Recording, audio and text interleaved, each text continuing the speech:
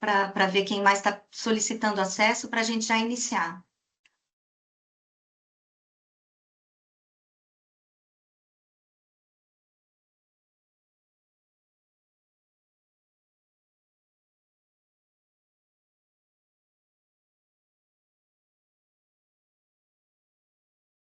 Bom dia a todos. Bom dia. Bom dia, bom dia. Bom dia, bom dia. Eu sou João Zatter, tenho a empresa ZP Transportes, né, que faz parte da Cidivale, e trabalho na CIA Canoniza de Papel também. Então, estamos entrando com as duas empresas aí para aproveitar a live. Bem-vindo, bem-vindo. Obrigado. Que bom. Bom dia a todos. Bom dia. Yeah.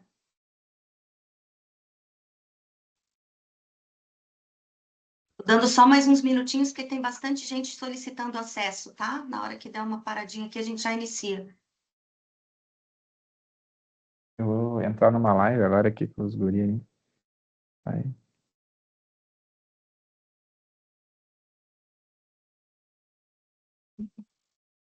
Cristiana, bom dia. Bom dia, seu Labs, tudo bem? Só para conhecimento, hoje tem um evento sobre o mesmo assunto na Fiesc e estará presente a doutora Gilberte. Isso, não é hoje, seu Labs, é no dia 10, é sexta-feira. Não é hoje? Não, na sexta-feira, dia 10, eu me inscrevi. Desculpa, Eu vou acho que participar. é bom nós, da federação participarmos, né? Sim, sim.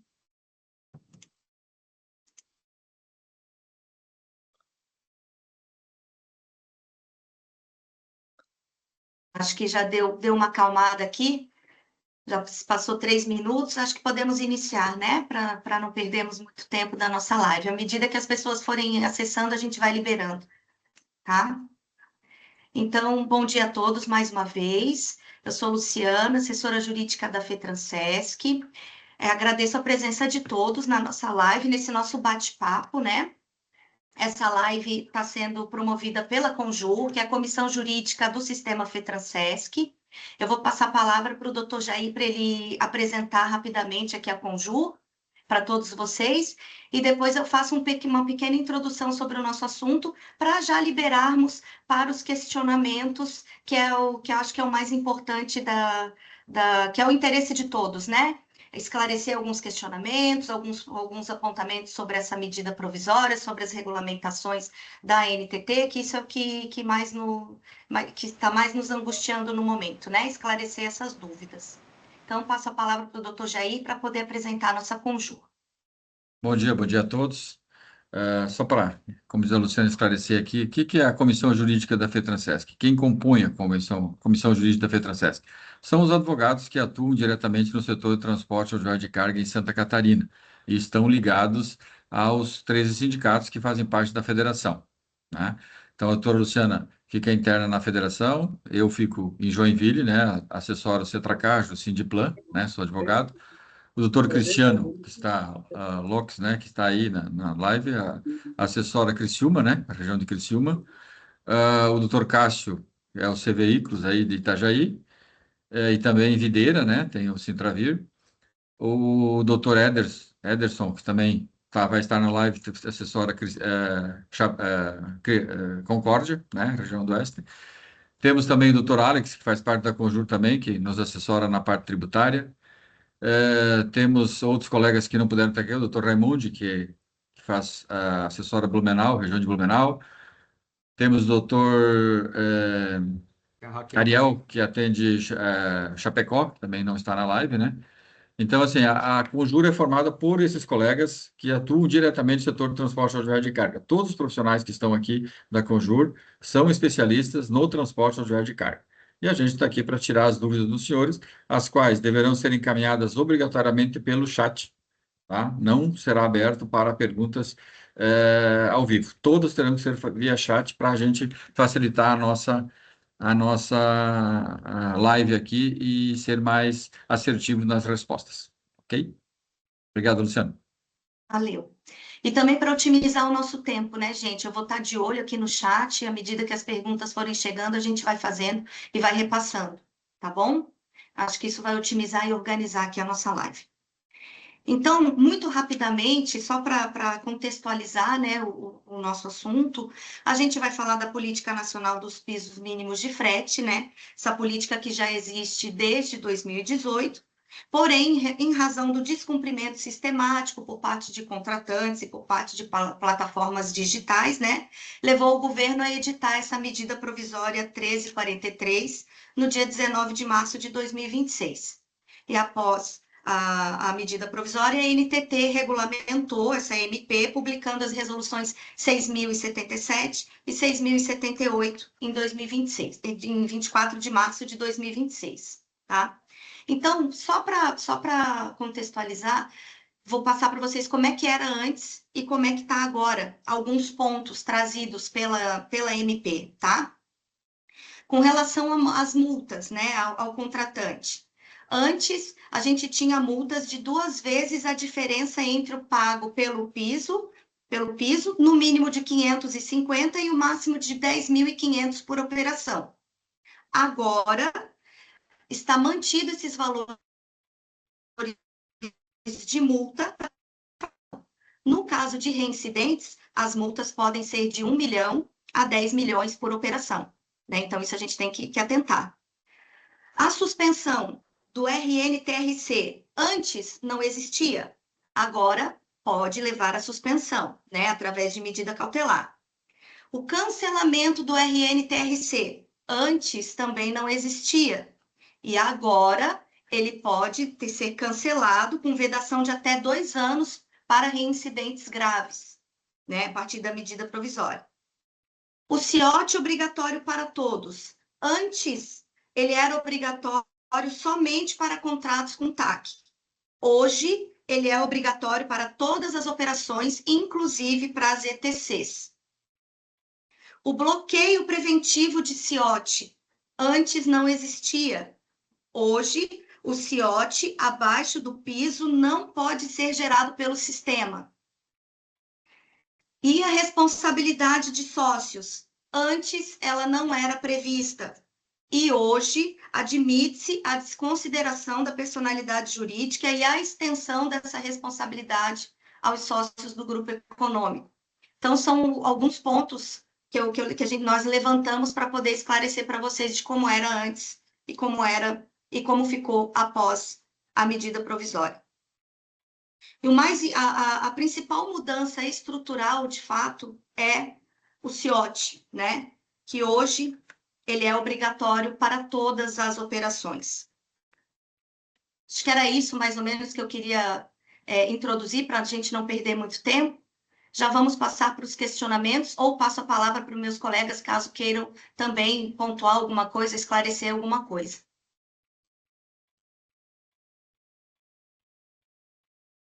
Já temos questionamentos no chat? Já estou abrindo o chat aqui para já olhar. Temos um aqui, Jair, pelo que eu estou vendo, se me permitem responder. Claro. Da Sheila, a respeito de qual é sobre a distância a ser utilizada, se é de cidade a cidade, que é o que a NTT normalmente está utilizando, ou se é efetivamente dos pontos de origem e destino. A resolução 5867, no inciso 1º do artigo 5º, ela fala sobre a distância, que é entre origem e destino em quilômetros, considerando os endereços registrados nos documentos fiscais do Vetransporte. Então, assim, você vai pegar o ponto de origem ao ponto de destino, você não vai pegar a cidade de origem para a cidade de destino. Tá? Então, o cálculo correto é feito com base no endereço da coleta para o endereço da entrega. Se a NTT te multar e a distância estiver diferente disso, cabe, obviamente, recurso e você apresentar para eles a comprovação de que, pelo Google Maps, o local de origem ao local de destino, a distância está sendo menor do que aquela que está sendo considerada pela NTT. Então, acredito que seja essa a resposta para o questionamento da Sheila. Perfeito, Edson. É isso mesmo. Ótimo. Aproveitando também, em complemento, foi feito um questionamento também para a NTT, eles vão considerar sempre a rota mais curta. Esse é o critério deles aí. Ok. E a questão do Google Maps temos... é realmente procedente, né? Nós questionamos lá a NTT num evento que nós tivemos em Brasília a respeito desse ponto, e o Amaral mesmo quem respondeu de que a NTT vai considerar a distância do Google Maps mesmo, né? Mas Não. sempre considerando o ponto do destino e o ponto de entrega, né? O que está no documento fiscal. Como diz o Ederson, previsto na Resolução 5867, né? O que mais temos aí, Posso Luciano? seguir aqui no chat, Jair, gente? até Tá. para o pessoal entender talvez um pouquinho da dinâmica, acredito que não sei se alguém entrou esperando que a gente fosse fazer uma apresentação, mas a apresentação em si não existe porque é basicamente a resolução. Então, o que a gente pretende fazer? É sanar dúvidas. Apesar de nós mesmos ainda termos bastante dúvidas sobre o assunto, né? A gente, inclusive, nós fizemos uma reunião interna da Conjur, e a doutora Luciana está tentando uma agenda com a NTT e a Conjur para a gente esclarecer as nossas dúvidas, para também poder fornecer soluções melhores para o transportador, porque a gente não vai se arriscar a dar uma resposta e colocar o transportador em risco de ser autuado. Eu não sei se algum dos colegas tem uma resposta para uma pergunta, eu vou fazer a pergunta aqui que me fizeram muitas vezes, que é a questão da nota, da troca virtual de nota. Que o caminhão acaba fazendo um trajeto, porém, documentalmente, ele faria uma ponte ali no meio, faria um outro trajeto. A gente não tem a resposta, eu particularmente não tenho a resposta de como fazer isso, porque, no meu entendimento, a NTT, como a fiscalização ela é eletrônica, semiautomática, ela não tem como saber que o veículo foi do ponto A ao ponto C de forma direta, não tendo passado ali pelo ponto B. Documentalmente, a operação que chega para a NTT são duas, ponto A ao ponto B ao ponto C. Então, a gente ainda não tem uma forma, eu particularmente não conheço um método de fazer isso. Não sei se algum dos colegas consegue mensurar isso ou de que forma poderia ser feito, porém, essa resposta eu ainda não tenho. Doutor Ederson, bom dia a todos que estão participando da live. Na verdade, é impossível a gente imaginar todas as operações de transporte serem regulamentadas numa única resolução, diante de tantas particularidades que é o setor de transporte. Na verdade, na sua dúvida, no questionamento que fizeram a você sabe a resposta. Nós sabemos que essa troca de nota nem sempre é a operação fiscal mais adequada. E não vamos esquecer que são duas operações de transporte, né? Eu fui questionado muito, uma situação muito parecida. Você coleta aqui, vamos supor, em Curitiba, até São Paulo, Mato Grosso, né? Faz a troca de nota em São Paulo. E o frete, e o transportador está satisfeito com o valor do frete. E ele me perguntou, como é que faz? São duas operações. Curitiba, São Paulo, Mato Grosso. E aí você vai ter que adequar os valores do frete total a isso. São dois conhecimentos, dois manifestos, dois CIOTs, né? Então, assim, não é que nós não tenhamos a resposta, mas a resposta é limitada ao que está escrito na resolução, né? Eu tenho dito sempre que se nós levássemos a discussão de uma multa ao judiciário, eu tenho certeza que que haveria uma interpretação, uma certa flexibilidade da interpretação do juiz ao caso concreto. Só que nós não temos qualquer coisa diferente do que está na resolução, está passível de uma autuação, está passível da suspensão do RNTRC, e aí, né, naquele velho jargão, primeiro você atira, depois pergunta se é bandido ou não. Então, as respostas ela tem que se limitar, infelizmente, é o que está escrito na resolução, né? Então, nós sabemos a resposta, só não... O transportador espera que a gente dê uma alternativa, né, que ele gostaria de escutar, né? Infelizmente, nem sempre a gente consegue. Exatamente. Na verdade, a gente fala em troca de nota, mas a verdade é que não é uma troca de nota, é uma emissão de uma nova nota fiscal do cliente para os clientes do cliente. Então, Sim. de Então, na fato, verdade, são duas operações. Então, realmente, concordo com o Alex, a resposta a gente tem que achar uma alternativa, porque documentalmente a resposta é essa. São duas exatamente. operações. Exatamente. Luciana, que temos aí de pergunta? Posso seguir no chat? Tá. Pode. A pergunta do Júnior, da Sorte Logística. Estou com um cliente por interpretação considerando o piso mínimo, o frete bruto, com PIS, COFINS e ICMS. Está correto? Ou estes impostos devem ser acrescidos ao frete mínimo? Alex, essa área é tua, Alex. Isso, eu ia falar, Alex, Não, responda. não, mas é que assim, né? Vamos lá, o piso. Bom, primeiro, vamos conversar aquilo que a gente também já sabe. Primeiro, piso mínimo significa tão somente o custo de operação do veículo. Então, qualquer tributação sobre o piso lucro não está previsto no piso mínimo. Então, assim, da mesma forma, o que pode ser descontado do piso mínimo? Nada. A princípio, existe uma restrição de desconto em cima do piso mínimo, existe a definição de que o piso mínimo não contempla tributação nem o lucro. Então, assim, novamente, naquele entendimento prévio aqui, que a gente vai responder nos termos da lei. Então, sim, Júnior, né, nós teríamos que, sobre o piso mínimo, acrescer PIS, COFINS, lucro, toda a tributação. A pergunta que caberia seria o seguinte: a NTT hoje, né, vamos lá, nós estamos falando em frota própria, né? Eu, transportador, fui contratado para fazer o transporte do ponto A ao ponto B, de Curitiba a São Paulo.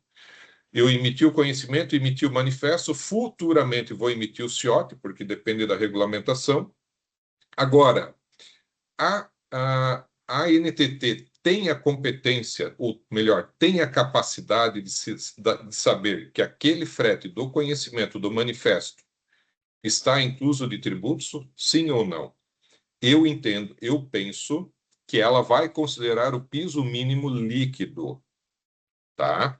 Só que aí, de novo, né, nós estamos aqui num objetivo de fazer esclarecimentos. E aí, comercialmente, né, a transportadora tem que repassar informar o seu cliente que é piso mais tributo, né? E aí, obviamente, mas eu estou no lucro real, então eu vou botar 9,25. Eu estou no lucro presumido, então eu ponho 3,65 de PIS e COFINS, as alíquotas de CMS. Então, assim, o teu cliente, e nem, a NTT nunca vai ter essa certeza absoluta de que a tributação está inclusa ou não. Mas, né, sim, você tem que acrescer os tributos. Resumindo, a NTT vai considerar o valor que você colocar a título de frete. Se está ali dentro do PIS, COFINS e ICMS, para ela não tem como apurar, mas ela vai considerar o valor final para a aplicação da tabela. Somente isso, né? Esses impostos que têm que ser acrescidos, aí é questão comercial para a viabilidade do teu negócio. Resumindo, foi isso que o Alex colocou. Ô, Jair, só um pouquinho, deixa eu só acrescentar um detalhe nessa questão. Duas questões, a gente também é muito questionado sobre isso, até pela indústria em alguns casos, tá, aqui no Sul. Por quê? Porque eles fazem confusão sobre piso mínimo de frete e sobre valor pago pela indústria. São duas coisas diferentes. A NTT vai fiscalizar o frete em si, não o valor que está sendo pago pela indústria. Claro que eu digo, por que eu estou fazendo essa consideração? Porque lá quando tu faz a composição do frete, tem outras questões que incidem no documento fiscal. E, aí o cliente quer dizer assim, se o frete mínimo deu 10 mil, a indústria vai pagar 10 mil e está resolvida. Não, porque, na verdade, na composição do documento fiscal tem outras questões que incidem e que vão fazer esse valor mínimo subir. A gente tem ouvido muito aqui dos transportadores de que eles estão considerando a tabela mais 25%, porque é o 12 de CMS mais o 9,25 do PIS e COFINS, e aí sobra aí, no mínimo, 3,75 para poder ele tocar a operação. Então, mas a indústria está fazendo essa confusão. Não, se é 10, se o piso é 10, então nós vamos pagar 10 e está resolvido. Mas lá no documento fiscal não vai só o frete, né? Vão outras questões que também incidem na hora da montagem. E lá na resolução 5867 também fala isso, né? Que vão ser negociados os valores de impostos, movimentação logística e lucro também, né? Vamos em frente. Luciana, tem uma outra Aqui, pergunta? então, gente. A pergunta do Arthur. Poderiam comentar sobre a aplicação mínimo para agregados com trucks e agregados que utilizam carreta da transportadora? Bom, a própria tabela da NTT, ela já prevê quando você contrata só o agregado, né? Então, assim, a pergunta dele fica um pouco dúvida aqui. Poderia comentar a aplicação para agregados com truques e agregados que utilizam carreta? Mas aí seria, esse agregado seria, se ele é agregado, na verdade, você vai emitir vai ter um, o que que eu entendo como agregado? Vamos lá. Agregado é aquela pessoa que fica puxando exclusivo para a tua empresa, né? Então, eu contratei um truque que vai ficar puxando para mim de segunda a sexta, fazendo coleta, entrega ou transferência, mas exclusivamente para mim, né? Se eu tenho um contrato que ele é meu agregado, um transportador agregado, eu tenho a possibilidade de emitir um CIOT agregado, que está previsto na legislação, onde eu faço um CIOT agregado, onde eu pago ele por quinzena, onde ele vai, toda vez que eu faço um manifesto de carga que ele vai transportar, eu informo aquele CIOT, e a NTT vai saber que é um CIOT agregado, e no final da quinzena eu vou pagar o frete que foi combinado com ele através do CIOT. Quando se trata de carreta, da transportadora, eu entendo que quando você vai agregar uma carreta na tua transportadora, você teria que fazer um contrato de comodato ou um contrato de locação, onde você vai fazer e vai incluir ele no teu RNTRC. A partir dali, ele passa a ser um veículo da tua frota. E aí você vai pagar a locação dessa carreta ou comodato com a forma que você tem no contrato. E aí não precisaria seguir a tabela prevista na NTT. Esse é meu entendimento. Eu queria ver dos outros colegas aí se concordam com isso. Cássio, o que tu acha? Eu estou nessa mesma linha sua, porque a gente acompanha muita matéria, como os demais colegas, e tem assim, a gente está ouvindo deturpar esse conceito do agregado, e isso me preocupa muito. Então, o agregado é aquele, na concepção da lei, que ele é o exclusivo teu. Eu não posso pegar aquele cara que vem de vez em quando e dizer o seguinte, eu não vou aplicar o piso mínimo para o autônomo. Então, tem muita gente fazendo essa confusão, tratando o autônomo como agregado, e não necessariamente o autônomo é um agregado. O agregado, ele pode ser aquele autônomo 100% seu, como o Jair falou, o doutor Jair falou, de segunda a sexta. Mesmo assim, você vai ter que ter um contrato e geração de CIOT. Mas eu concordo, Jair, com a tua colocação, e foi muito importante abordar esse tema, porque esse conceito está sendo um pouco deturpado. Tá? Então, eu entendo nesse sentido também como colega. Eu só queria complementar que eu acho que a questão do conceito do agregado é justamente aquele que está ali na Lei 11.442, que fala em ser o veículo de propriedade ou da posse, né, do agregado, dirigido por ele por preposto a serviço do contratante com exclusividade, né? O que nós estamos percebendo nessas reuniões é a necessidade de a gente rever alguns conceitos, né? Nós sempre tivemos com a gente o conceito de agregado, aquele que a gerenciadora de risco nos passou. Se o cara carrega 3 vezes por mês, ou X quantidades por mês ou por ano, ele é um agregado para efeitos de gerenciamento de risco. Então, ele faz uma consulta a cada 3 meses, não precisa fazer a consulta diariamente. Tem uma certa incoerência na lei que a gente tem que aqui perceber, porque a exceção do piso mínimo, ele se refere ao TAC agregado, né? E ele remete lá a 11.442, é aonde que eu fiz essa leitura das características. Aí a pergunta que poderia ser feita e se o agregado for pessoa jurídica? Tá? Porque a pessoa jurídica, para efeitos da lei, ela não está incluída no conceito de TAC, transportador autônomo de carga agregado. Né? Lá 11.442, ela faz essa distinção, né? De TAC agregado, então, e o TAC independente. Então, tem uma questão aqui que a gente precisaria realmente observar na prática, tá? E aí, quando você está tratando de pessoa jurídica, talvez a alternativa seria outra, né? Alex, eu acho que a 11442 ela não tem a expressão ETC agregado. E é muito perigoso o que o pessoal está querendo fazer. A gente tem visto, mas eu vou agregar, vou fazer um contrato fixo com a pessoa jurídica. A lei não prevê, ela prevê o TAC agregado. O que é o TAC agregado? É o transportador autônomo de carga agregado, e o conceito está lá na lei. Então, assim, quem está com essa ideia de fazer TAC agregado com pessoa jurídica, obviamente cada um é dono de suas decisões, faz na sua empresa o que bem entender, mas eu acho muito perigoso, tá? Porque não foge do conceito da lei. Não tem previsão legal para isso, né? Exatamente. Ok? Que mais, Luciana? Qual é o... Podemos seguir? Podemos. Uma pergunta aqui da Sheila. Supondo que para determinado transporte o valor do frete calculado conforme a tabela da NTT seja de R$ 8.000, entende-se que esse valor corresponde ao montante bruto da operação e de acordo com a tabela do piso de frete. No entanto, ao realizar o pagamento ao transportador autônomo, incidem descontos legais obrigatórios, como INSS, imposto de renda, resultando em um valor líquido inferior, por exemplo, R$ 7.000. Diante disso, questiona-se o fato de o valor efetivamente recebido pelo transportador ser inferior ao piso mínimo, em razão de descontos tributários obrigatórios. Poderia ser interpretado como descumprimento da política de pisos mínimos de frete?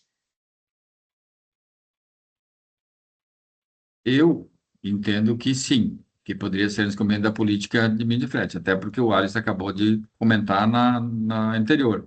A NTT não prevê nenhum desconto do valor pago ao transportador. Então, você teria que pagar o valor na tabela, aquele valor fechado, previsto na tabela da NTT. Eu entendo que não caberia espaço ali para esse desconto do INSS, mesmo sendo um valor obrigatório de retenção do transportador autônomo de carga. Particularmente, eu acho injusto, mas, enfim, a legislação não prevê esse desconto. Aberto aí para a discussão dos colegas. Eu acho até, para a gente também não ficar muito maçante, a gente responder. Essa pergunta entra naquilo que o Alex comentou antes, sobre que o piso mínimo é o custo operacional, o imposto está fora disso. O transportador tem que receber o piso mínimo. Se o valor recebido por ele for inferior ao piso mínimo, está errado. Luciana, eu acho que tu pulou uma pergunta aí que tinha antes dessa, né? Da Anne. Deixa eu ver aqui. Anne, Referente ao piso mínimo para 2 eixos, é o mesmo para Fiorino e caminhão toco? Bom, a legislação, vamos lá. A tabela do piso mínimo de frete, ela prevê acima de 2 eixos, né? Então, que seria o toco. O que a gente ouviu da NTT nas audiências públicas que teve lá na NTT, a gente conversou com os fiscais, estavam lá, estavam vários colegas lá. Como que eles entendiam essa parametrização antes dessas novas resoluções que saíram? Eles parametrizaram o sistema para calcular pelo peso. Então, se o peso do caminhão toco é 7.000 quilos, vamos botar 8.000 quilos, tudo que for abaixo disso, ele descaracterizava, eles consideravam pelo peso do produto que estava sendo transportado. Com essa nova resolução agora, a gente não sabe como vai ficar. Por quê? Porque eles vão calcular pelo MDFE.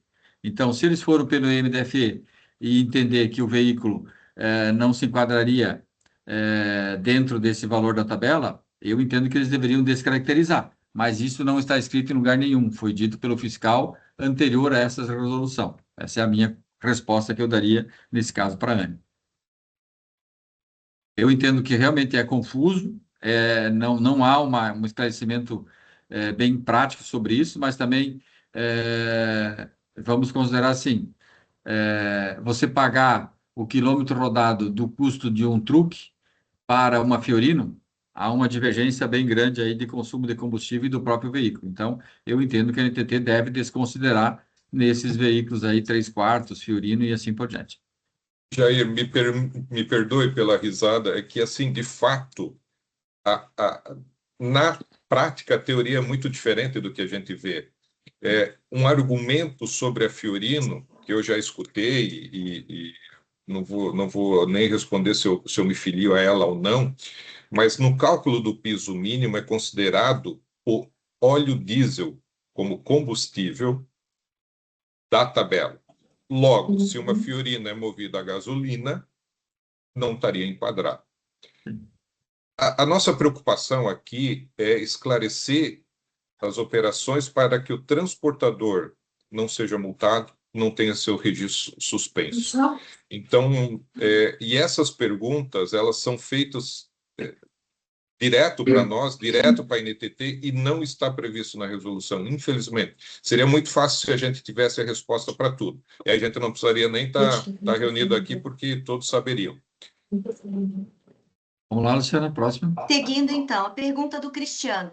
Sobre os eixos, carreta 6 eixos, 30 toneladas, com carga de 5 eixos até 25 toneladas. É considerado na tabela 6 eixos mesmo? Quem que é? Cássio, tu está fazendo ok aí? Responda então. Vamos lá. Fazer uma dobradinha aqui. Então, vamos lá, sem dúvida, com base na capacidade do veículo. Então, é calculado sobre 6 eixos. Resposta bem objetiva. Resposta. Beleza. Vamos em frente. A pergunta da Gisele. Essa nova resolução se aplica tanto no lotação quanto no fracionado? Cristiano, responde essa, Cristiano. Nós discutimos, inclusive, esses dias na reunião da Conjura a respeito desse tema aí, e de fato é para carga lotação. O que a gente tem pedido para tomar muito cuidado é que muitas operações de transporte fracionadas, em algum momento, ela pode se tornar lotação, e aí o transportador, por vezes, acha que o meu transporte é fracionado, então eu estou tranquilo. Né? Por quê? Porque as resoluções têm que levar muito em consideração o contratante, né? Geralmente ela fala do contratante e contratado é aquele que executa o frete. Então, é para lotação, ponto, mas tomar cuidado porque muita operação fracionada, o transportador ele se muda para o contratante e contrata um outro veículo que pode, né, gerar essa interpretação de lotação também. Mas é para carga lotação, sim. Ou então, Obrigado, Cristiano, você imaginar que a carga de um bitrem seja emitida em 2 notas fiscais, uma para cada carreta, e se como, de alguma forma, pudesse caracterizar mais de uma nota fiscal por veículo, se isso caracterizasse fracionado para tentar fugir da regulamentação também, né? 10.500 de multa. Exatamente. O Amaral chegou a fazer essa ponderação lá em Brasília quando vários de nós estivemos lá, né? Que a NTT, claro, que a NTT faria também essa apuração se identificasse que essa fracionamento de nota viesse com esse objetivo de frustrar a fiscalização, né? Então, mas de toda forma, carga lotação. A gente, inclusive, discutiu no grupo esses dias, o Edson, o Alex também, o pessoal, sobre o conceito de carga lotação, que aí é uma outra pergunta, possivelmente, que deve aparecer aí, né? Porque são vários requisitos que aí a resolução traz, e a gente entende que todos esses requisitos precisam estar presentes para configurar a carga lotação. Okay. Seguimos, Luciano. Seguindo, a pergunta do Leandro. No transporte de container, onde a origem e o destino é na mesma cidade, é necessário emitir CTE mais MDFE ou somente a nota fiscal mais CIOT se faz necessário? Ederson, consegue responder para nós? Deixa eu contribuir aqui, porque assim, né, a questão do municipal, ela veio à tona agora por conta de constar na medida provisória os convênios com as entidades federais, estaduais e municipais. Então, eu acho que essa questão da medida provisória trouxe uma preocupação que até então não se tinha, né, que era o transporte municipal. E até porque o transporte municipal, obviamente, ele é coberto pela nota fiscal de serviço. No entanto, como nós estamos tratando de um código de identificação de operação de transporte, essa operação de transporte ela vai ocorrer em âmbito municipal, estadual e interestadual. Então, sim, né, ele vai precisar emitir o CIOT no transporte municipal. Essa é a minha interpretação. Por conta de ser todas as operações de transporte. Ok? Vamos lá, Luciano. Mais uma pergunta. Se temos agregados com um contrato que disponibiliza carreta, pneu, manutenção, qual tabela utilizar? B ou D?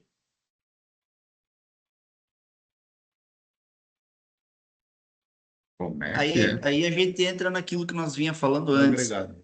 que De que é esse operação, né? agregado? O É, que é esse teu agregado? Ele é aquele que tem um contrato fixo de exclusividade, aí não se aplica a tabela de piso mínimo. Aí esquece. exatamente. Ah, não, ele é um cara spot que trabalha, que presta um serviço para você como terceiro.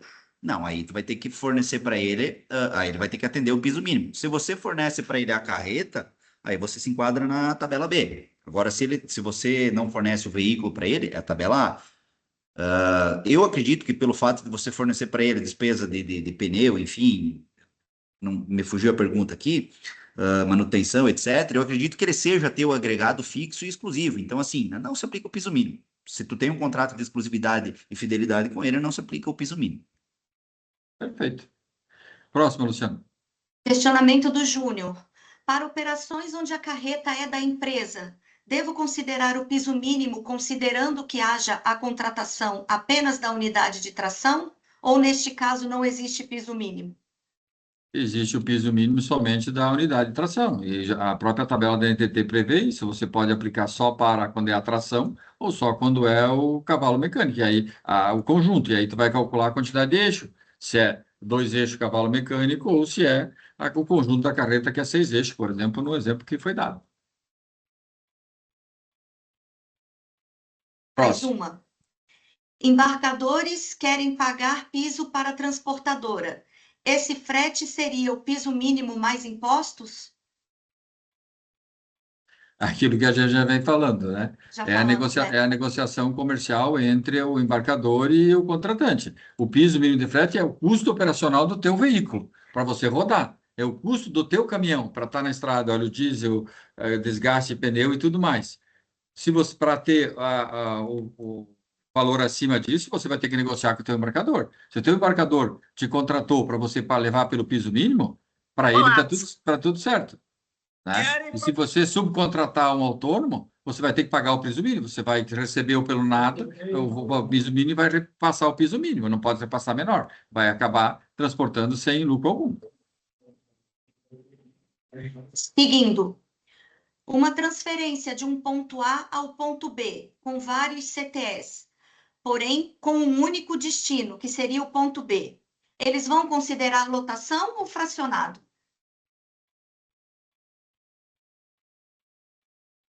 Como é que é, Luciano? Repita aí. Uma Uma carga transferência. A carga fracionada gente onde, discutiu essa semana a gente discutiu essa semana aí, Alex, Ederson, eu discutimos essa semana aí sobre o conceito de carga-lotação. Acho que essa é. Na verdade, a carga-lotação é aquilo que a gente discutiu, né? O que a gente entende como locação? Quando tem mais de um embarcador. Então, se tu pegar uma carga, aliás, carga fracionada, quando tem mais de um embarcador. Então, se tu tiver 2, 3 embarcadores, né? Se entende como carga fracionada. E a carga-lotação é quando é um único embarcador. Então, eu entendo que mesmo dentro de um embarcador, vou dar um exemplo, a empresa A, tem ali dentro, tu tem 10 notas, 20 notas, que é 20 entrega, eu entendo que é um único embarcador, embora que há colegas que discordem disso, mas eu entendo que dessa forma, entendeu? Mas aqui, Jair, a pergunta é no sentido da transferência. Vamos imaginar que uma empresa de carga fracionada aqui de Joinville vá fazer a transferência dessa carga fracionada para São Paulo, para distribuição, e nessa transferência ele subcontrata um piso mínimo, um TAC. Tá? Então, nessa transferência, sim, ele vai ter que cumprir o Sim, piso mínimo. porque seria uma Nesse lotação, na caso. verdade, que caracteriza Oi? uma lotação. Perfeito. Eu acho que a pergunta é nesse sentido, se a operação de transferência e não propriamente a carga fracionada que está em cima. Perfeito. Nesse caso, sim, aí seria aplica-se a tabela, perfeitamente. Se fosse frota própria, não faria sentido. Agora, na subcontratação, onde que o transportador subcontrata outra empresa, ele é obrigado a seguir o piso mínimo. Perfeito. Seguimos, Luciana. Seguindo a pergunta do Leandro. como podemos interpretar veículo de alto desempenho conforme a tabela de cálculo da NTT? Quem se habilita? Eu sabia que essa pergunta vinha em algum momento, tinha até deixado anotada aqui se ninguém fosse fazer. Voltamos àquela questão da interpretação do conceito de alto desempenho, né? Deixa eu só pegar aqui, porque assim, de novo, né? Nós temos que nos restringir ao conceito da lei. Por isso, né, que de repente, se alguém chegou mais tarde, lá em algum momento na live eu comentei que se nós levássemos esses conceitos à discussão do judiciário, muito provável que nós teríamos uma flexibilidade dessa interpretação. Só que hoje nós estamos restritos à interpretação da resolução, porque se fugirmos da resolução, a gente vai estar sujeito à infração, né? E o risco de uma suspensão. Então, quando a gente fala aqui em alto desempenho, né, nós temos que ter como característica aqui, pronto, calcula-se o piso. Deixa eu só, me perdoe aqui, se alguém tiver o conceito aí, quiser fazer a leitura do conceito, porque ele fala, né, em trabalho em 2 ou 3 turnos. Nós falamos em tempo de carga e descarga e operações dedicadas, né? Isso mesmo. Se alguém tiver o conceito do alto desempenho para ler para nós, porque eu aqui... Artigo 2º, 16. 16... É uma modalidade de transporte de cargas caracterizada pela alta eficiência operacional com carregamento e descarregamento em até 3 horas e frequentemente revezando de motoristas. É uma operação Perfeito. que exige contrato formalizado, as tabelas e tal. Estou resumindo aqui, mas em tempo seria isso. Agradeço pela ajuda. Então, né, partindo daquele princípio, né, que nós estamos aqui para solucionar dúvidas com base na resolução, nós temos que entender essa operação de alto desempenho com base nesse conceito. Infelizmente, nós não podemos fugir muito dele, não. Para NTT é isso, né? O conceito de alto E aí, desempenho. se for o conjunto completo, você aplica a tabela C, e se for a atração, a tabela D. Né? Dentro desse conceito. Muitas empresas operam no e-commerce, né? E fazem um tempo de carga e descarga muito curto, mas não é um veículo que está 100% dedicado, normalmente não vai trabalhar 2 ou 3 turnos. Eu, Alex, entendo que sim, isso é alto desempenho, mas a resolução entende diferente, infelizmente. Até assim, ó, um exemplo bem prático aqui que a NTT próprio dá é que caminhões que operam em circuito fechado, né, indo e voltando sempre carregados entre os CDs, né, distribuição seria, né, um alto desempenho, né, ou transporte fracionado onde tu utiliza motorista de revezamento, ou seja, o caminhão não para, você chegou lá, carregou, só trocou o cavalo e voltou, né. Então são 2 exemplos que a própria NTT dá nesse sentido. E tem um detalhe. Opa, desculpa, Não, fala aí, Cássio. fala aí, Desculpa. Cristiano. Não, por favor, pode falar. Beleza. Tranquilo. Se a gente se atentar no conceito, Tem um som aí aberto. ali do alto desempenho, Não, se ele fala- jogou direto foi legal. tem alguém com o microfone aberto. Por favor, gente, vamos fechar o microfone? Cássio? Se a gente se atentar ali, eu fiz uma análise ali, como os amigos aí também fizeram, ela fala lá, fidelizado ou dedicado. Então, a partir do momento que tem essa preposição no meio, ou, eu entendo que o conceito não é o mesmo. E aí, quando eu conversei, eu troquei uma ideia com o Amaral aqui, ele falou, é a mesma coisa. Eu falei, eu entendo que não é a mesma coisa, tem que ter uma diferenciação. E aí, a gente teve uma reunião com o corpo técnico deles, foi no dia 4 de março, e lá eles explicaram um pouco mais detalhado essa situação, que eu entendo também que gera uma insegurança jurídica. Então, no contexto deles, a operação do alto desempenho, ela pode ser aquela exclusiva 100%, como também não. Porque se eu tenho ou ali no meio, ficou uma abertura perigosa para a gente. Então, eu só quero fazer esse alerta aqui que a gente precisa ter um cuidado muito grande, porque a NTT sempre vai interpretar da forma melhor para ela passar caneta na gente. Então, a gente precisa ter um cuidado grande nisso. E como o Alex falou, também tem um detalhe, a gente precisa ter um contrato expresso, escrito, também é outro requisito da lei. De novo. Ok.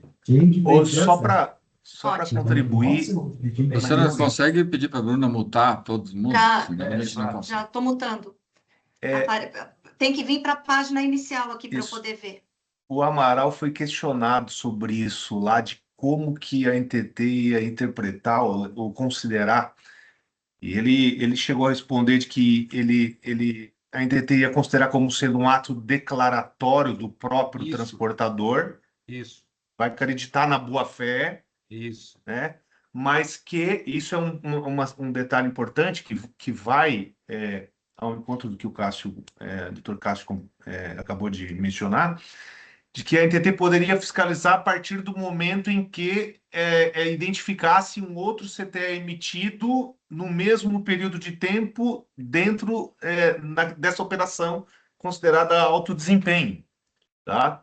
Então, veja que se a gente analisar que pode ser fidelizado ou não pode ser fidelizado, dependendo da situação, então a resposta do Amaral também está totalmente contrária com o próprio conceito Exato. da resolução. Né? Isso mesmo, isso mesmo. A resposta deles foram diferentes. O corpo técnico falou uma coisa e o Amaral disse outra. Eu ainda entendo que a resposta do corpo técnico tem mais sentido. Ok. Seguimos, Luciano.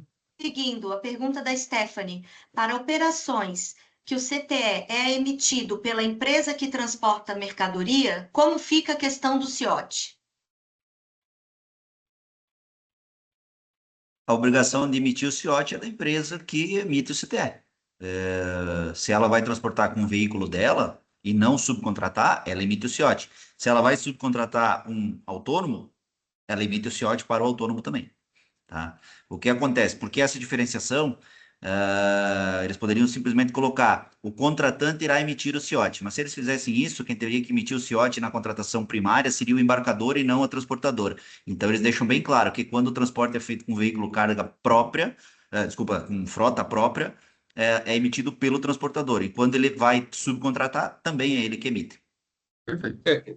E por isso eu desculpa, só complementar, por isso que eu comentei antes que nós precisamos rever conceitos, né? Porque o CIOT, novamente, é uma informação que a gente precisa revisar esse conceito, né? E se a gente entender que o CIOT é o Código de Identificador de Operação de Transporte, infelizmente ele vai ser mais um documento a ser emitido, a exemplo do MDFE. Né? Então, nós vamos ter aí documentos concorrentes com a mesma finalidade. E aí, se a gente utilizar esse conceito, que é para todas as operações, fica mais fácil de compreender que carga própria ou carga subcontratada vai ter CIOT. O único detalhe é que a gente ainda está naquele lapso de tempo da regulamentação, porque a NTT precisa regulamentar, as IPFs precisam regulamentar, os TMS precisam ajustar, né? IPF e TMS também ajustar os programas internos, né? Para então botar em prática. Ok. Seguimos, Luciano. Seguindo, sobre as multas já recebidas anteriores a 25 de março de 26, o que será feito com elas? Serão desconsideradas ou teremos que contestar mesmo assim? Tem que contestar mesmo assim, elas não serão desconsideradas, elas não serão contadas para efeitos de aplicação da nova penalidade prevista na MP 1343, mas elas serão aplicadas pela legislação anterior, não serão abonadas, não tem nenhum tópico disso na legislação. A empresa que for autuada e acha que está equivocada, apresenta a defesa administrativa junto com o seu jurídico, né, faça todas as defesas possíveis, porque senão vai estar no CADIM, no Serasa e assim por diante. Ela não tem nenhuma determinação para que sejam abonadas. Até porque a legislação, tudo que veio de novo aí veio complementar o que já tinha de vigente, não veio nada, revogando nada, não veio revogando nada, então... Exatamente. Seguimos? Só complementando, essas multas anteriores, elas não vão servir, elas não serão computadas para fins de reincidência, né? Que é o que a resolução diz agora, nem para gerar a progressão das multas ali majoradas, né? O sistema meio que o placar agora zera, né? Mas elas têm que ser feita defesa, com certeza. Que mais, Luciano? Seguindo, frete reversa, com quantas quantidades é considerado lotação? Já respondemos isso anteriormente, né? A frete e lotação é quando tem mais de um embarcador. Agora, eu entendo assim, que você tem 99,99 de uma carga de uma empresa, aí tu bota uma caixinha lá atrás da empresa B, não sei como que a NTT vai interpretar isso, entendeu? Eu entendo que aí você estaria fraudando a emissão do CIOT e pode ser penalizado por isso. Eu entendo que seria carga fracionada quando você tem, no mínimo, 3, 4 embarcadores, né? Com a carga lá, 5.000 quilos, 3.000 quilos, 4.000 quilos e não 10 quilos numa caixinha lá dentro ou 50 quilos e uma única emissão de um documento por um outro embarcador. Minha interpretação da legislação. A legislação diz que quando tiver mais que um embarcador, seria carga fracionada. Mas, Jair, eu acho que a pergunta se refere a frete reverso, na verdade, seria a devolução da carga, né? Então, eu carreguei, né, do ponto A ao ponto B, lá no ponto B o cliente disse, não vou receber e estou revertendo, estou devolvendo. Por mais que... Não existe frete reverso, é frete vai pagar um frete normal de retorno. Simples assim, a legislação não traz isso, eu não posso interpretar de forma diferente. Então, Independentemente da quantidade ser devolvida. dependendo da Vai quantidade, pela da capacidade lotação do total do veículo, né? Aí que é o problema, né? Que a gente não tem a solução. Ah, devolveu metade da carreta. A NTT não faz metade da carreta, é a carreta integral, tu vai ter que pagar, vai ter que pagar o valor do frete e do retorno integral ao valor da carreta. É isso que diz a tabela. Se tu emitir CIOT menos que isso, vai pagar multa. Simples assim. A gente, E às nem vezes, dá sempre para tenta emitir CIOT menor, né? Agora, Sim. o sistema trava, nem pode. Parece que a gente sempre tenta achar o jeitinho, né? Para tentar de que forma que. Mas não tem jeitinho. Não tem, o Alex falou uma coisa antes que eu acho que é importante. Revisitar conceitos, né? A gente tem muitas questões que antes serviam e que talvez agora não vão. A NTT pediu prazo para regularizar a emissão do CIOT, porque naturalmente vai precisar adaptar muita coisa. Agregado, e também essa questão de frete e retorno. Cristiano, deixa eu fazer uma observação que não tem a ver com as perguntas aqui, mas também é uma coisa que eu tenho repetido com uma certa frequência. Eu acho todo momento ruim a gente precisa tirar algo de bom. Esse momento não está sendo nada confortável para o transportador, nós estamos falando em piso mínimo, variação do preço do diesel. O que a gente pode tirar de bom disso? A profissionalização do setor. Eu acho que se a gente olhar para todas essas regulamentações, as dificuldades que estão ocorrendo, como é que a gente pode melhorar a nossa operação? Como é que a gente pode melhorar a nossa cobrança, o nosso relacionamento com o cliente em relação aos preços praticados, a forma de negociação? Então, assim, e de novo, como é que estão as nossas operações? Porque a gente sempre, o Brasil, né, nós vivemos aí, o brasileiro é um povo empreendedor. Tu começa e depois tu pergunta como é que faz. E eu acho que esses conceitos, reavaliar as nossas operações internas para, então, né, cumprir uma legislação. Eu acredito que a gente pode tirar grandes ensinamentos desses momentos difíceis, tá? E é o que eu tenho sempre recomendado, rever conceitos, rever operações, rever procedimentos, rever preços, relacionamento. Eu acho que é uma oportunidade excelente. Alex, desculpa te cortar, e até sendo um pouco mais objetivo, eu estou vendo já a pergunta seguinte aqui dessa mesma pessoa que fez várias perguntas, e no frete de lotação com 2 entregas, a nossa interpretação é de que, quando há 2 entregas, seria fracionado. Por quê? O texto da legislação fala um par origem e destino, para ser carga-lotação. Tá?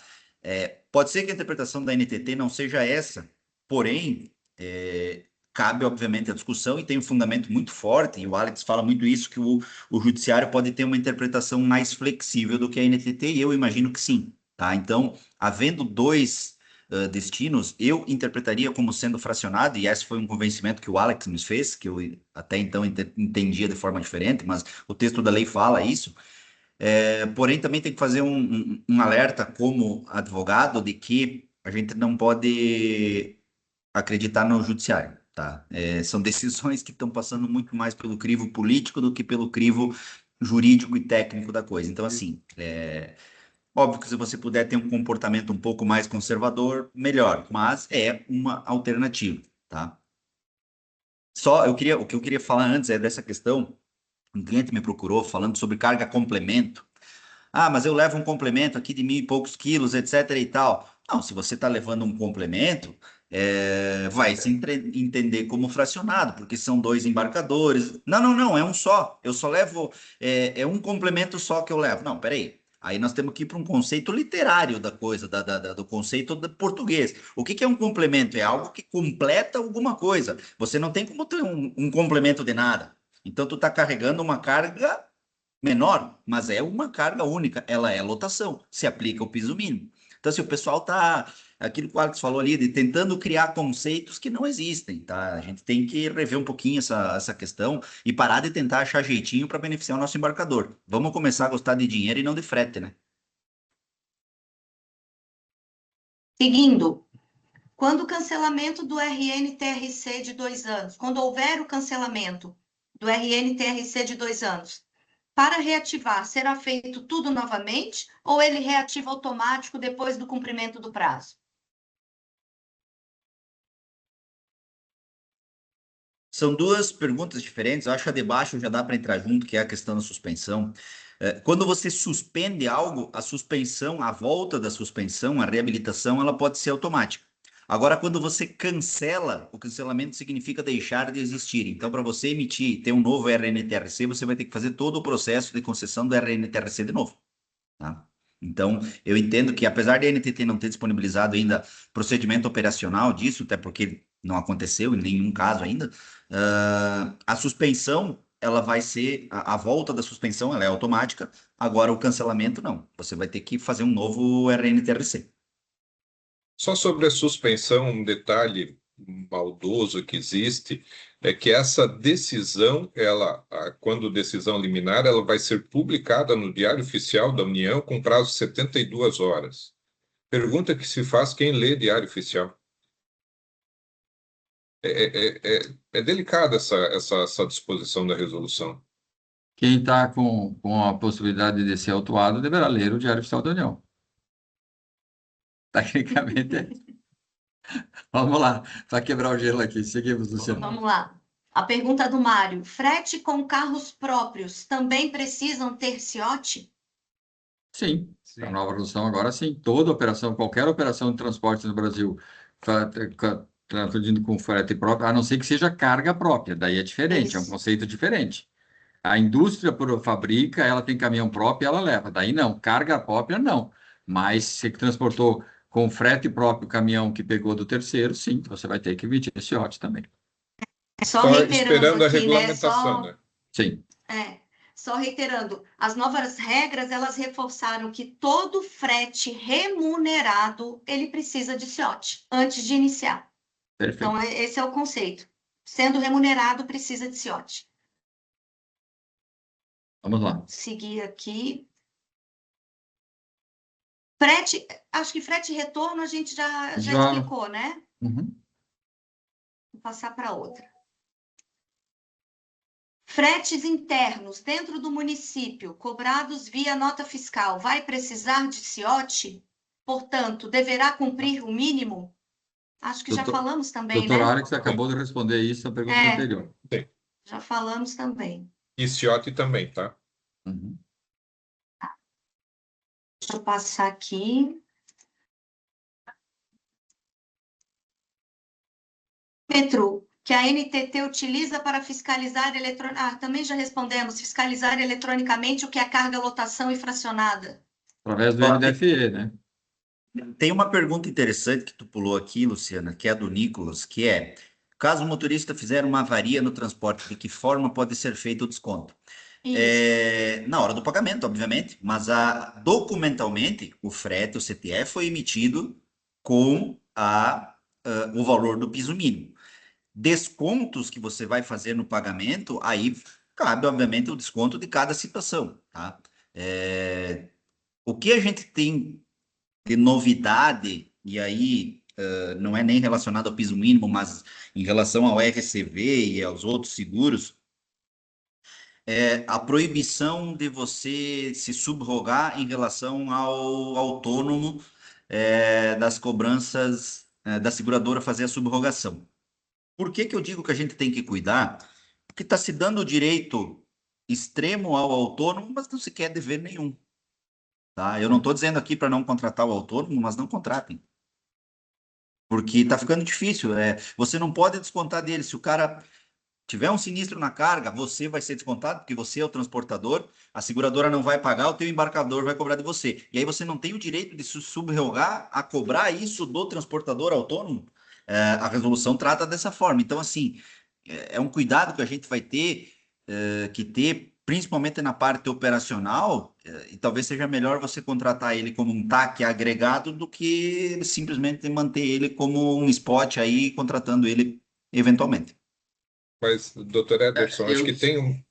Perdão, pode dizer. Fala, Tá. tranquilo. Então, assim, ó, só tem, acho que uma observação que ser feita aí, porque a resolução, né, a legislação fala em proibição de descontos, né? E muitas empresas acabam utilizando, né, na prática, a questão do autônomo abastecer em nome da empresa, ou você, lá no CIOT, quando você utiliza o meio de pagamento, você tem condições de destacar uma parte de combustível e uma parte de adiantamento, né? Muito cuidado neste ponto, e aí de novo falando em conceitos, considere no CIOT que esse abastecimento seja pagamento. Eu não recomendaria botar como combustível, põe como pagamento, pagamento 1, pagamento 2, e no pagamento do saldo, se tiver um desconto a ser feito, não lance como desconto, lance como pagamento. Eu sei que daqui a pouco, internamente, você vai ter que ajustar procedimentos, sistema, mas se você lançar desconto, até porque essas próprias IPEFs também são obrigadas a repassar as informações. E a possibilidade de fiscalização da NTT são 5 anos. Então, a gente está muito preocupado nesse momento. Não vamos esquecer que o direito, a possibilidade de fiscalização são de 5 anos e que, eventualmente, a IPEF, né, o meio de pagamento, também vai fornecer essas informações à NTT posteriormente. Sim. Seguimos, Luciana. Seguindo, pergunta do Leonardo. Na contratação de agregados com contrato de prestação de serviços, de subcontratação e contrato de arrendamento de carreta com o próprio transportador contratante, já existe a obrigação da emissão de CIOT, que pode ser mensal. Esta modalidade mensal continua? Ou teremos que emitir viagem a viagem e teremos que adequar os fretes no valor da tabela da NTT? Já foi respondido, né? Já foi respondido, na verdade. Já foi também? Eu estou pulando várias perguntas que eu vi que já foram respondidas. Muita questão de fracionado, muita questão de imposto, que nós já falamos, eu estou pulando. A única coisa, pessoal, a esse transportador que fez esse questionamento, eu aconselharia conversar com o seu advogado, conversar com o advogado que atende seu sindicato, porque ele está trazendo muita particularidade da operação dele, que qualquer resposta genérica aqui não vai atender a ele, tá? Porque eu entendi a preocupação dele de como adequar aquele agregado que utiliza a carreta dele, né? E que aí a gente vai ter que entender se esse agregado é TAC, se é pessoa jurídica, a forma de remuneração, se existe contrato ou não existe contrato, se de fato ele cobra a locação da carreta, se existe contrato de locação. Essa resposta são particularidades, né? Não, mas essa resposta é uma consulta jurídica mesmo que tem que ser avaliada diretamente com um profissional e é bem complexa. Eu não responderia essa pergunta para não assumir nenhuma responsabilidade, porque é bem complexa. E se ele não tiver o jurídico ou o jurídico dele tiver dúvida, procure o sindicato, que ele tem a base dele, que ele é o advogado do sindicato, vai poder orientá-lo ele da melhor forma possível. Perfeito. Vamos lá. Pergunta do Lucas. Sobre o cálculo para conjunto de carreta, eu tenho que marcar a opção de composição veicular para calcular o piso mínimo do frete, quando há 2 implementos? Sim, óbvio, né?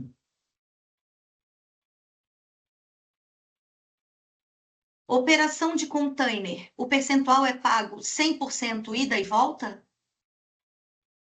Aí a própria tabela já calcula, né? Se o retorno do frete é do container é vazio, já está o percentual. O container obrigatoriamente, não obrigatoriamente, mas normalmente o container já tem a ida e a volta na própria tabela da NTT, já está parametrizado o sistema assim. Então o valor não tem como alterar. Se eu não me engano, é 90%. Já está parametrizado, né? Não tem como alterar. Se é ida e volta, tu clica ida e volta e já vai parametrizar já automaticamente o valor. Vai. A mensagem do Giovanni. Entendo que uma transportadora de fracionado, quando Esse não contrata pode. um autônomo... Hã? Esse não vou responder, porque ele é diretor daqui. Mas tudo bem, vai brincando. Entendo que uma E da transportadora de federação também. fracionado, quando contrata um autônomo para fazer a transferência entre filiais, essa parte se torna uma lotação. E a empresa precisa cumprir o piso com esse TAC ou ETC, correto? Correto. Luciana, tem uma pergunta, tem algumas aqui, eu vi que tu tá pulando, mas tem uma que me parece interessante, da Angelite. E quanto à balsa? Carrego em Manaus para São Luís. E o trecho que é feito embarcado, como é que faz o cálculo desse frete? Da distância total? Ou você divide? Eu sei que existem operações, principalmente a operação de desengate, que se faz a emissão de 2 MDFEs diferentes, porque você troca de veículo para fazer o transporte. Eu entendo que o piso ele tem que ser a distância total. Mesmo que uma parte desse trajeto você vai fazer embarcado, porque a NTT vai calcular origem e destino. Não vai tirar ali do meio, não, essa parte aqui no meio vamos tirar. Eu acredito que se você fizer o cálculo diferente, vai ser autuado, porque vai estar abaixo do piso. Não sei, Jair, o Alex e Cássio aí, o que vocês... Sim, eu também entendo dessa forma, porque ela não tem a tabela da NTT, ela não traz específico para a balsa. Então, eu entendo que vai pegar o ponto A até o ponto B, o ponto final. O que vai ser ajustado aí fora do CIOT é que se aí eu foge do meu conhecimento. Eu não sei se o transporte com a balsa é mais caro, mais barato, aí eu desconheço. Mas para efeitos da NTT, tu vai ter que pegar do ponto A ao ponto B. Ou fica aquela dúvida que a gente fez antes, né? Ah, eu vou fazer uma operação, eu vou até local, troco a troca de nota e vai até lá, né? Mas nesse caso aí é uma única operação, então eu entenderia que seria do ponto A ao ponto B. Mas não tem essa resposta na Não tem. resolução. Específica não tem, a resolução não traz isso. Aí a interpretação, de novo, aquilo que o Alex falou. Teria que analisar a tua operação de uma forma específica e achar o melhor caminho. Vamos lá. Já deu uma hora, Luciano, 1h10. Daqui um pouquinho. Isso. Já vou indo para os últimos questionamentos ali. Em caso de transporte em operação Mercosul, se usa a tabela de piso mínimo no trajeto nacional apenas? Essa era outra dúvida que eu tinha aqui anotado e faria o comentário caso se não fosse feita, porque assim, o transporte internacional de cargas, ele é uma das exceções ao piso mínimo.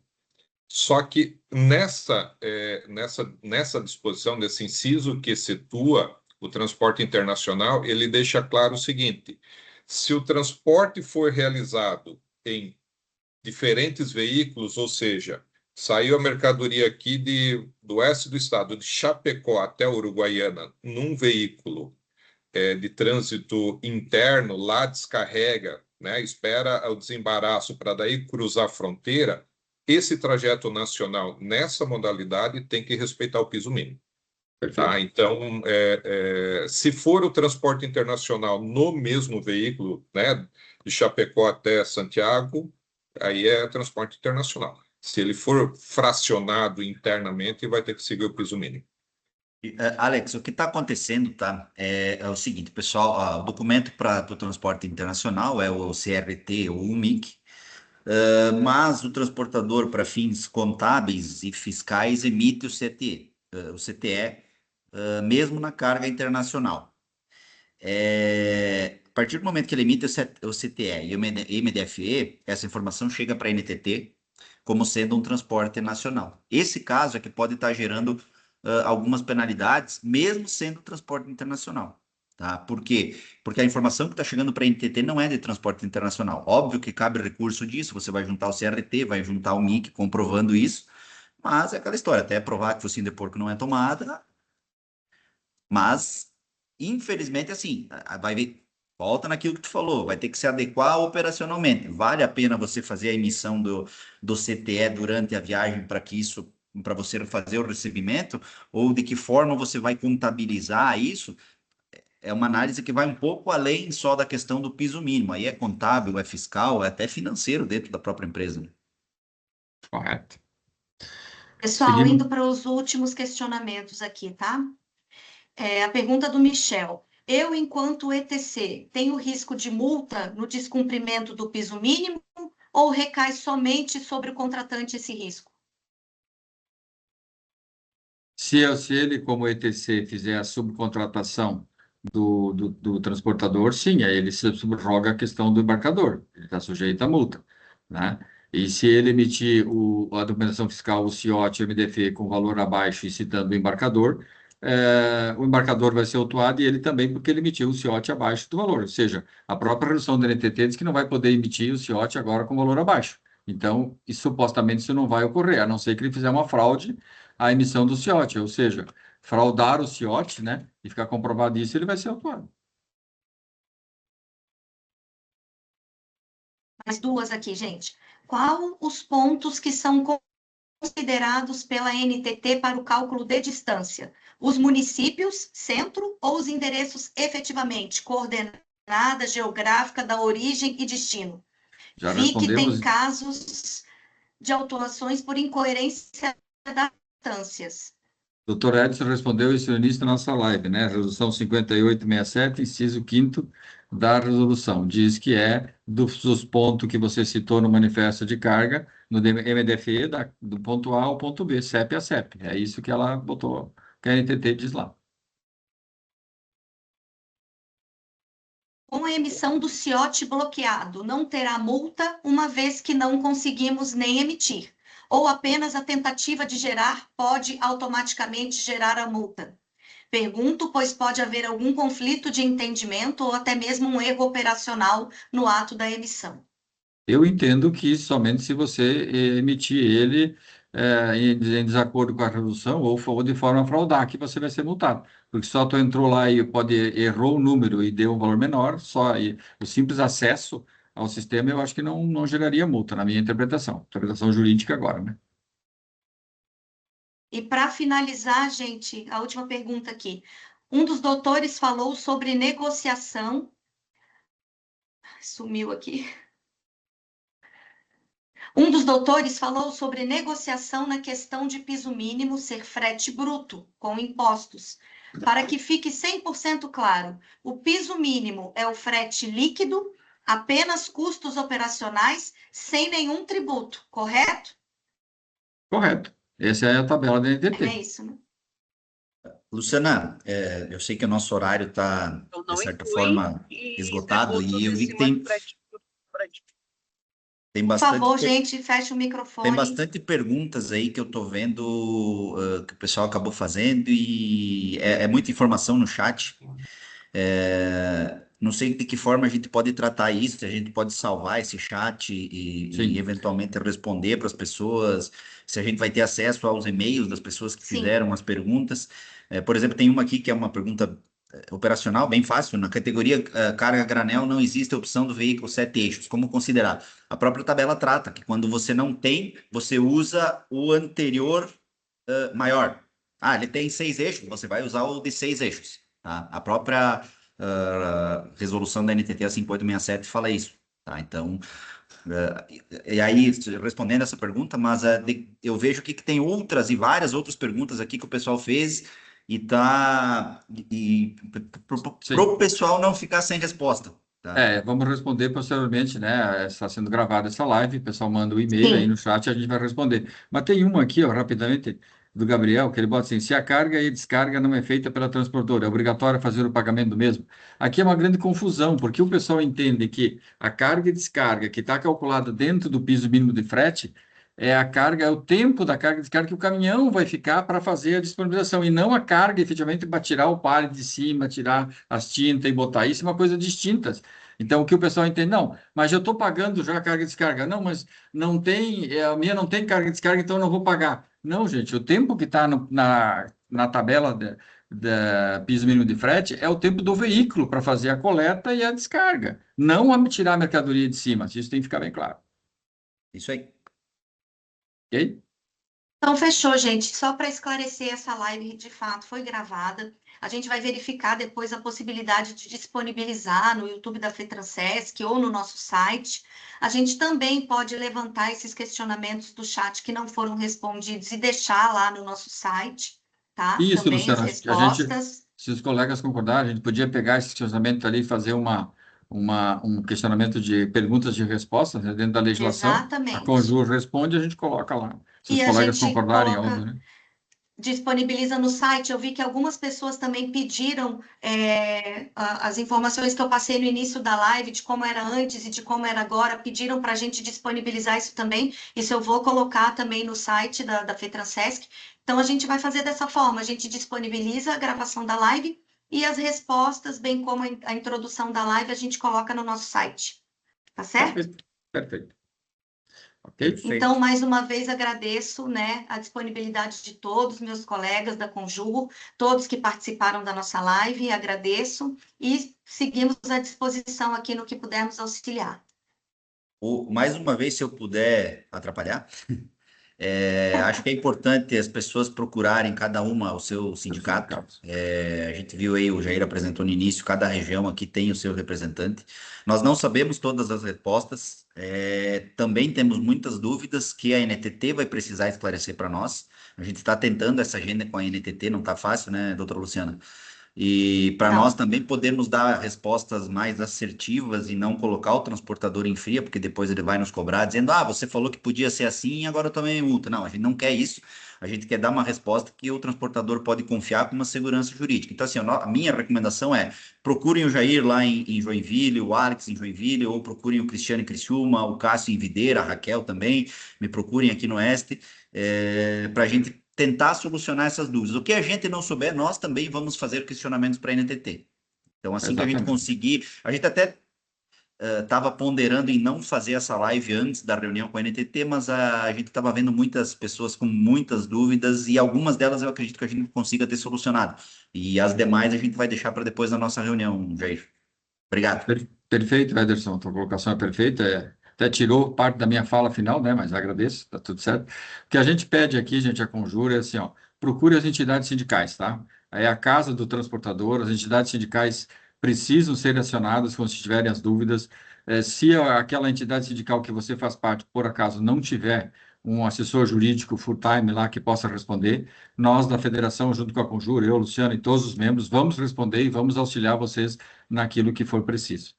Tá? Então, nós estamos à disposição, a FETRANSESC está à disposição e todos os sindicatos, sem exceção, estão à disposição para atender vocês e tirar essas dúvidas. Obrigado a todos e até a próxima. Exatamente. Obrigada, pessoal. Valeu, pessoal. Um abraço a todos. Tchau, tchau. Tchau, tchau, pessoal.